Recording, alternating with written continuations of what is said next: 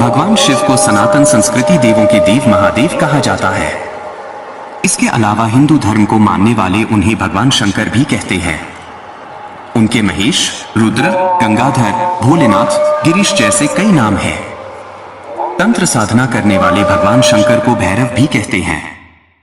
भगवान शंकर को सौम्य और रौद्र दोनों रूपों में पूजा जाता है। भगवान शिव को त्रिदेवों में संहार का देवता माना जाता है।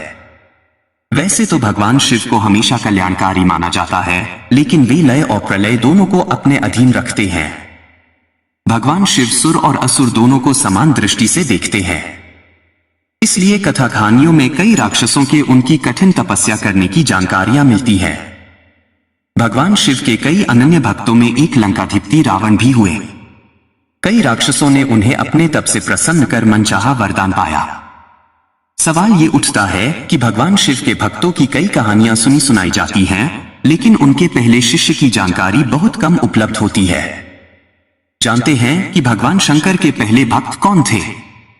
भगवान शिव के पहले शिष्यों की जानकारी पुराणों में मिलती है। पुराणों के मुताबिक भगवान शिव के सबसे पहले शिष्यों में सप्तऋषियों की गिनती होती है। मान्यता है कि सप्तऋषियों ने भगवान शिव के ज्ञान का प्रचार धरती पर किया था। इसी की वजह से विभिन्न धर्म और संस्कृतियों की उत्पत्ति हुई। ये भी माना जाता है कि भगवान शिव ने ही गुरु शिष्य परंपरा की शुरुआत की थी। शिव के सबसे पहले शिष्यों में बृहस्पति, विशालाक्ष, शुक्र, महेंद्र, प्राचेतस मनु, सहस्राक्ष और भारद्वाज शामिल थे। ज्यादातर सनातन परंपरा के अनुयायी शिव और शंकर को एक ही मानते हैं। हालांकि शिव पुराण में जिक्र किया गया है कि सबसे पहले एक प्रकाश पुंज की उत्पत्ति हुई। इस प्रकाश पुंज से ब्रह्मा और विष्णु की उत्पत्ति हुई। जब ब्रह्मा जी ने पूछा कि आप कौन हैं, तो पुंज से आवाज आई कि मैं शिव हूं। इस पर ब्रह्मा जी ने प्रकाश पुंज से साकार रूप लेने को कहा। फिर उस प्रकाश पुंज से शंकर की उत्पत्ति हुई। इस आधार पर कहा जा सकता है कि शिव और शंकर एक ही शक्ति के अंश हैं, लेकिन दोनों अलग हैं। दोनों फर्क इतना है कि शिव प्रकाश पुंज स्वरूप हैं और अब हम उनकी शिवलिंग के रूप में पूजी करते हैं, जबकि शंकर सशरीर देव स्वरूप हैं।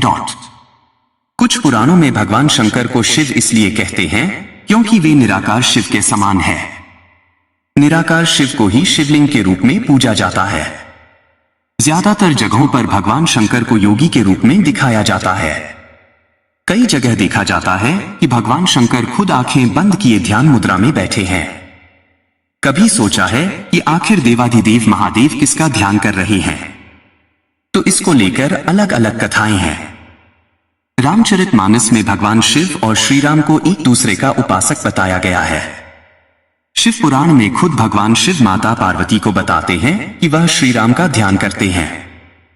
वहीं कुछ पुराणों में बताया जाता है कि भगवान शंकर शिव का ध्यान करते रहते हैं। कुछ जगहों पर भगवान शंकर को शिवलिंग का ध्यान करते हुए भी चित्रित किया गया है। इससे भी साफ होता है कि शिव और शंकर दो अलग सत्ताएं हैं।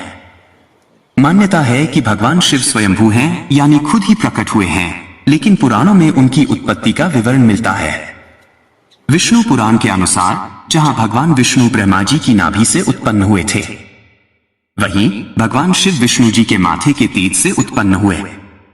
विष्णु पुराण के मुताबिक माथे के तेज से उत्पन्न होने के कारण ही शिव शंभू हमेशा योग मुद्रा में रहते हैं। वहीं भगवान शिव से एक और मान्यता जुड़ी है कि नंदी और महाकाल भगवान शंकर के द्वारपाल हैं और रुद्र देवता शंकर की पंचायत के सदस्य हैं। ज्यादातर जगहों पर भगवान शिव की दो पत्नियों का ही उल्लेख मिलता है। इनमें पहली देवी सती और दूसरी माता पार्वती। वहीं अगर हिंदू पौराणिक कथाओं की माने तो महादेव ने एक दो नहीं बल्कि 4 विवाह किए थे। उनके सभी विवाह आदिशक्ति से ही हुए थे। भगवान शिव का पहला विवाह माता सती के साथ हुआ। वह प्रजापति दक्ष की बेटी थी। माता सती के पिता ने जब भगवान शिव का अपमान किया तो उन्होंने यज्ञकुंड में खुद को भस्म कर अपने प्राणों की आहुति दे दी। इसके बाद उन्होंने हिमालय की बेटी पार्वती के रूप में जन्म लिया। माता पार्वती के रूप में आदिशक्ति ने भगवान शिव से दूसरा विवाह किया। धर्म ग्रंथों में भगवान शिव की तीसरी पत्नी देवी उमा को बताया जाता है।